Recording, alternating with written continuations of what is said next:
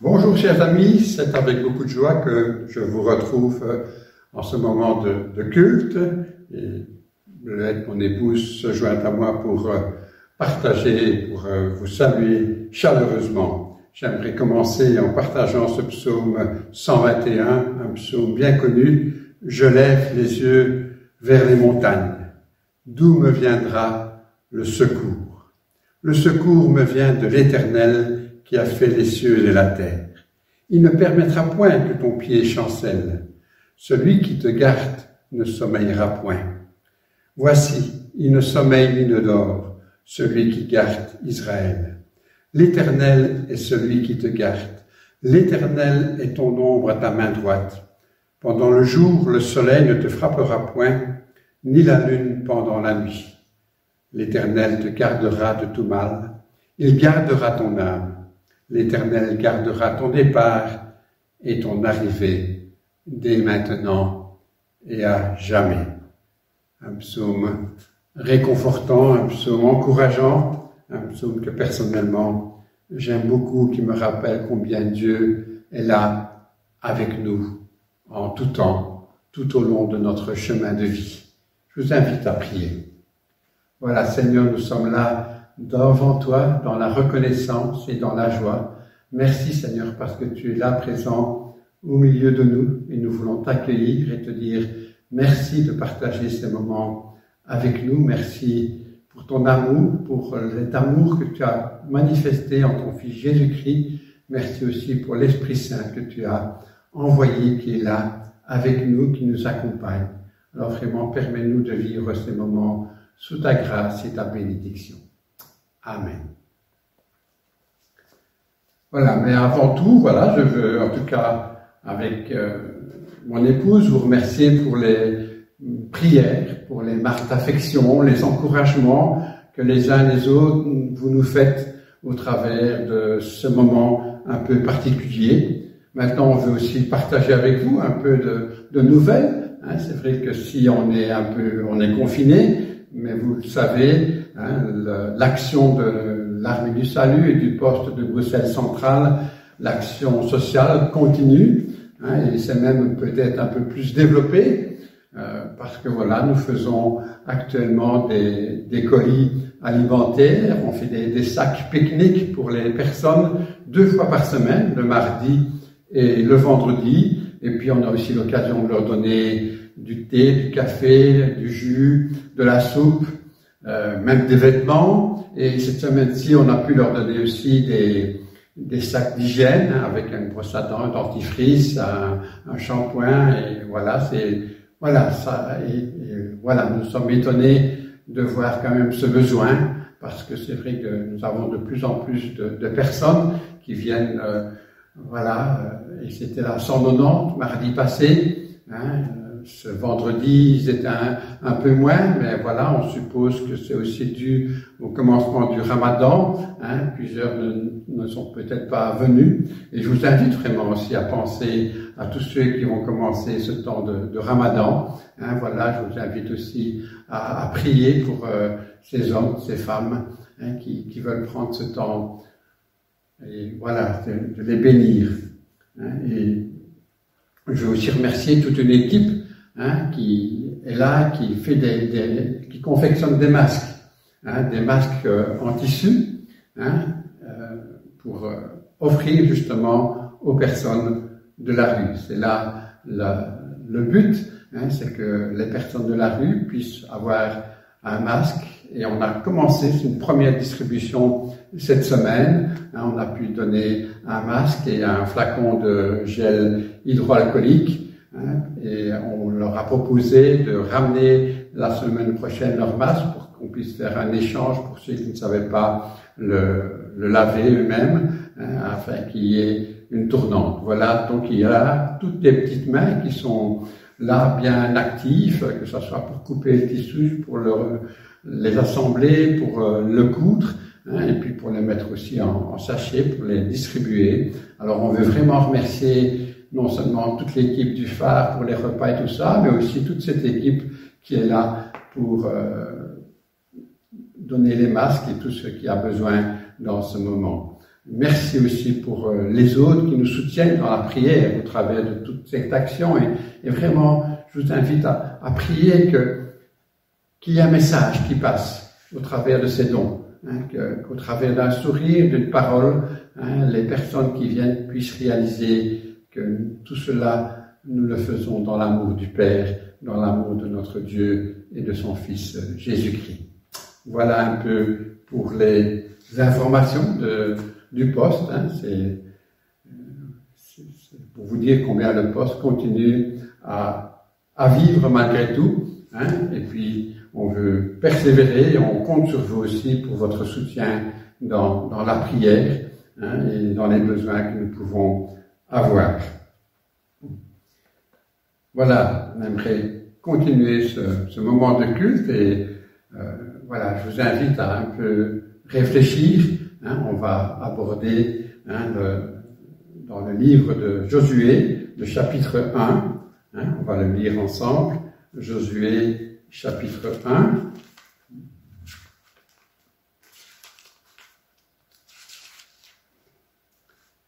Après la mort de Moïse, serviteur de l'Éternel, l'Éternel dit à Josué, fils de Nun, serviteur de Moïse, Moïse, mon serviteur, est mort.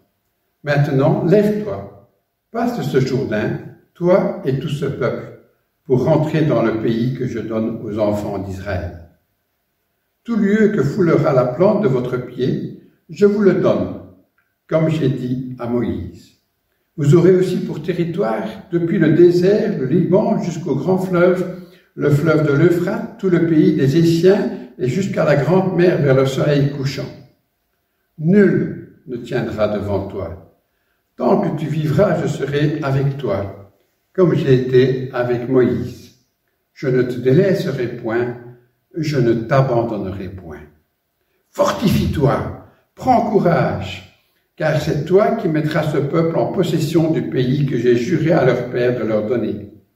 Fortifie-toi seulement, et aie bon courage, en agissant fidèlement selon toute la loi que Moïse, mon serviteur, t'a prescrite.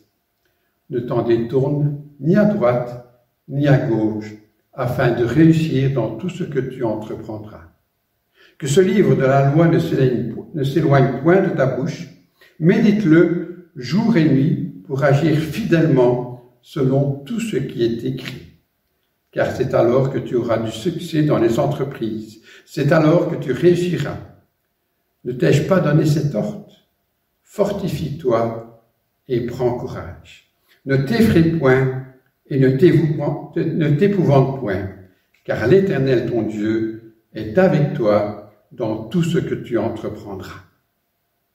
Josué donna cet ordre aux officiers du peuple, parcourez le camp, et voici ce que vous commanderez au peuple. Préparez-vous des provisions, car dans 3 jours, vous passerez ce Jourdain pour aller conquérir le pays dont l'Éternel, votre Dieu, vous donne la possession. Que Dieu bénisse sa parole. Et on y reviendra après avoir un moment de chant. Et nous vous invitons à chanter dans l'unisson, le cantique numéro 143, qui nous dit « Dieu a une armée qui se lève ». Pour lui obéir, Dieu a une armée qui se lève pour le servir. Écoutons ce chant.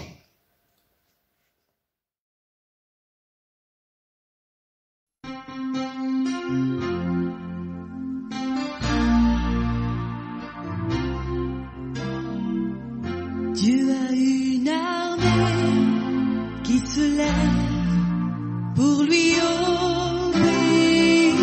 Dieu a une armée qui se lève pour le servir. Peuple de Dieu, lève tes mains pour l'adorer.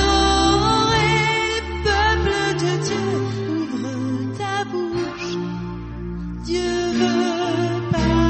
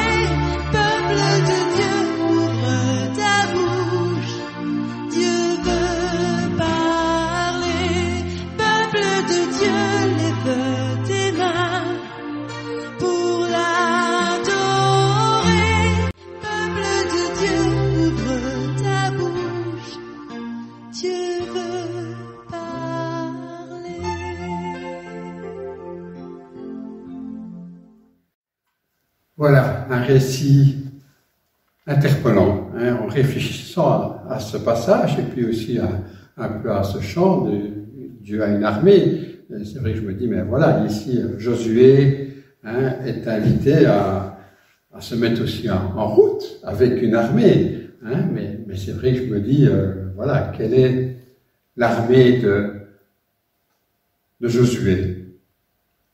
Alors oui, il a certainement un nombre assez conséquent d'hommes, hein, mais c'est vrai qu'ils viennent de vivre 40 années en confinement. Ils étaient dans le désert. Hein, ils ont la tournée. En tout cas, pour Josué et Caleb, c'était deux hommes qui étaient là depuis le début. Hein, et on peut se demander un peu pour Josué comment il a vécu ce temps. Et on le voit ici, choisi par Dieu pour prendre la relève au-delà de Moïse. Moïse, voilà, Moïse est mort, c'est là aussi, et là c'est la vie, la parole de Dieu nous parle aussi de ces événements-là. Mais voilà, c'est Josué qui est appelé à prendre la tête de ce peuple, et là Dieu lui parle. Tout comme Dieu a parlé à Moïse, et tout comme Dieu veut encore parler aujourd'hui à chacun de nous, il dit, lève-toi et fortifie-toi et prends courage. Des belles paroles qu'on aime entendre, qui nous incitent, et venant de Dieu, mais évidemment, c'est peut-être certainement beaucoup plus fort, c'est fortifie-toi et prends courage. Et c'est vrai que là, Josué a d'abord ce fleuve, qui est dans la période de la crue, qu'il doit d'abord traverser, avant de rentrer dans ce territoire. Et on peut certainement se poser les questions que Josué a dans sa tête. Mais Josué vient de vivre un temps de confinement, mais je crois aussi un temps où il a appris des choses sur Dieu.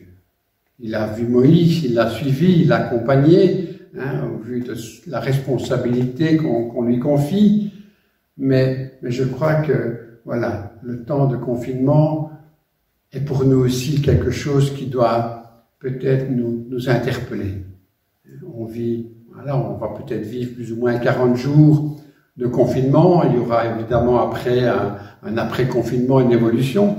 Mais qu'est-ce que Dieu m'a appris durant cette période-là? Est-ce que je me suis arrêté en me disant, mais voilà, qu'est-ce qui se passe? Tous les idoles de la terre, l'argent, les stars, le football, les grandes festivités, tout ça, plus rien. Et pourtant, ça avait pris une place tellement importante dans notre société. Est-ce que Dieu veut te parler, me parler? Est-ce que j'y réfléchis? Et voilà, Josué a aussi certainement réfléchi, et puis voilà, il a cette promesse de Dieu. Entre dans ce territoire. Fortifie-toi et prends courage. Et je crois que pour nous, c'est peut-être aussi un temps de réflexion. Comment allons-nous vivre après ce confinement? Est-ce que notre relation avec Dieu va être différente? Elle va être plus forte parce que j'ai pu prendre du temps avec lui, avec aussi peut-être la communauté. Voilà, je fais partie d'un poste de l'armée du salut, et ce sont des hommes, des femmes que je rencontre et que j'apprécie, et on réalise que le fait de ne pas se voir est quand même difficile, mais on est aussi encouragé de voir que les uns, les autres, vous téléphonez, vous prenez des nouvelles, et là, ça montre l'amour quand même qui se vit dans notre communauté, et je ne peux que vous encourager, mais peut-être aussi dans ces moments-là, de se dire, mais comment allons-nous vivre la prochaine étape? Dieu nous a donné cette liberté d'avoir un poste? Est-ce qu'il remplit sa mission? Est-ce que Dieu nous appelle à une nouvelle mission, à changer des choses? Le confinement nous a bouleversés tous. Alors est-ce qu'on est prêt à peut-être vivre d'autres bouleversements dans l'avenir? Avoir de nouvelles initiatives? Et là, pour Josué, ça sera conquérir de nouveaux territoires. C'est la promesse de Dieu qui est là. Fortifie-toi et prends courage. Mais cette promesse de Dieu qui est aussi pour nous. Fortifie-toi et prends courage et prenez courage ensemble. Et arrêtez-vous et réfléchissez en se disant, mais qu'est-ce que dans le poste, dans la communauté, qu'est-ce qu'on peut mettre de nouveau en place ou adapter ou changer? Est-ce que Dieu nous parle? Est-ce que je prends le moment d'écouter Dieu? J'entendais le témoignage d'un jeune qui disait, mais au début, je ne comprenais pas, et je me suis dit, mais c'est Dieu qui se fâche et qui envoie ça, et puis il a réfléchi, il a réalisé que non, c'est pas quelque chose que Dieu a incité, mais c'est quelque chose qu'au travers de laquelle Dieu veut nous parler. Laquelle Dieu veut nous faire prendre conscience peut-être de nos priorités. Est-ce que je peux m'arrêter? Et là, il encourage Josué, prends le livre, la parole de Dieu, qu'elle ne s'éloigne point de toi. Médite-la jour et nuit pour agir fidèlement. Médite-la jour et nuit pour agir fidèlement. Est-ce que je prends ce moment où je prends ce temps de méditer la parole de Dieu, d'y réfléchir, de se dire, de dialoguer peut-être avec Dieu, au travers de la prière, mais aussi au travers, on peut écrire à Dieu, on peut parler avec Dieu. Et Seigneur, qu'est-ce que tu me dis à moi? Qu'est-ce que tu me montres? Qu'est-ce que tu attends de moi, mais aussi qu'est-ce que tu attends de ton Église et de notre communauté, de notre poste? Est-ce que nous pouvons aller un pas plus loin, aller vers de nouveaux territoires, de nouvelles choses, de nouvelles façons? On a été déstabilisé. Est-ce qu'on peut continuer peut-être, même peut-être pour un mieux, pour faire différemment, mais plus à la gloire de Dieu? Je crois que c'est important que nous puissions y réfléchir, que nous puissions se dire, mais Seigneur,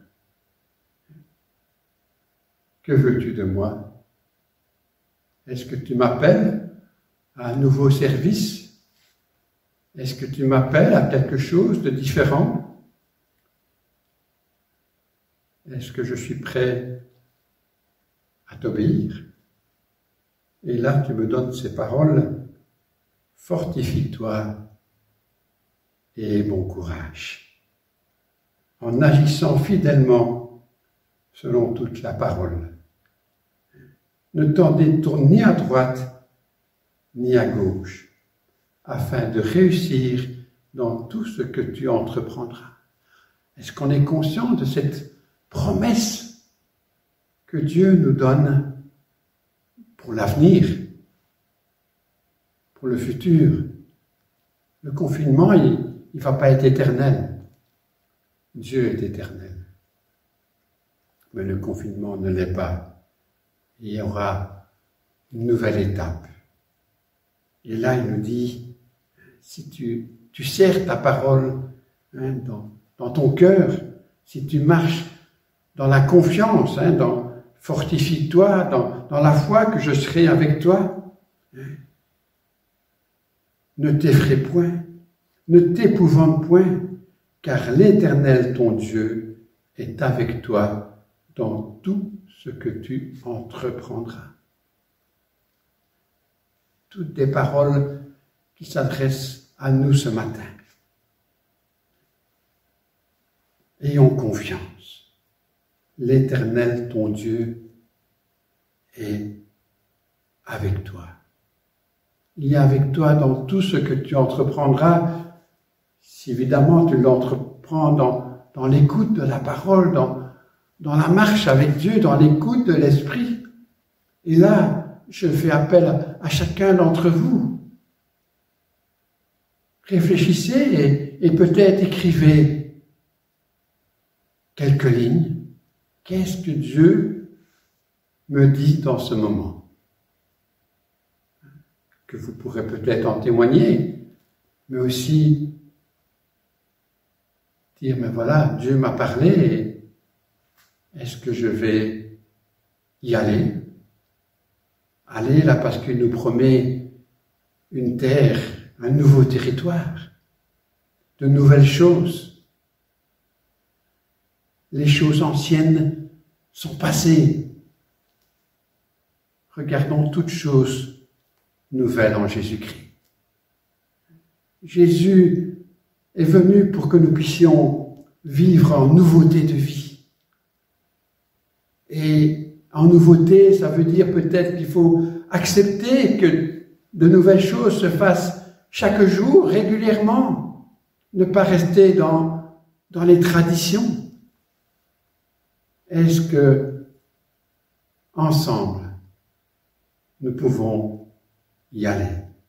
Est-ce que nous sommes prêts à nous fortifier, à prendre courage, à prendre cette parole de Dieu, ces promesses?